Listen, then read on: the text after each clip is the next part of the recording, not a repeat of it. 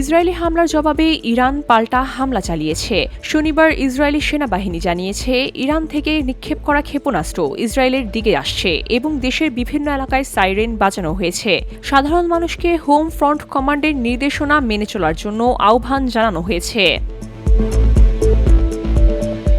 ইরানের একজন কর্মকর্তা রয়টার্সকে বলেছেন, তারা ভয়াবহভাবে জবাব দেবে।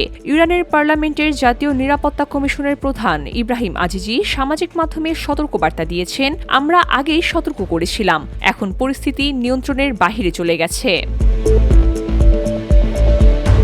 সাম্প্রতিক হামলায় তেহরানের বিভিন্ন এলাকায় বিস্ফোরণের ঘটনা ঘটেছে। রাষ্ট্রীয় সংবাদ মাধ্যম জানিয়েছে, খামেনির কার্যালয় ও প্রেসিডেন্ট মাসুদ পেজেশকিয়ানকে লক্ষ্য করে হামলা চালানোর চেষ্টা করা হয়েছে।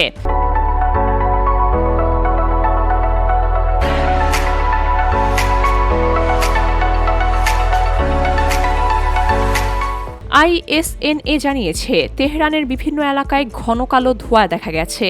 ইসরায়েলের প্রতিরক্ষা মন্ত্রী ইসরায়েল কাটোচ বলেছেন, পূর্ব প্রস্তুতিমূলক হামলা চালানো হয়েছে। মার্কিন যুক্তরাষ্ট্র আকাশ ও সমুদ্র থেকে ইরানের সামরিক অভিযান চালাচ্ছে। বিশ্লেষকরা মনে করছেন, এটি মধ্যপ্রাচ্যের পূর্ণমাত্রার সামরিক উত্তেজনার ইঙ্গিত। মার্কিন যুদ্ধজাহাজ USS জেরাল্ড ফোর্ড এবং USS আব্রাহাম লিঙ্কন ইতিমধ্যে মোতায়েন করা হয়েছে এবং সামরিক উপস্থিতিও বাড়ানো হয়েছে।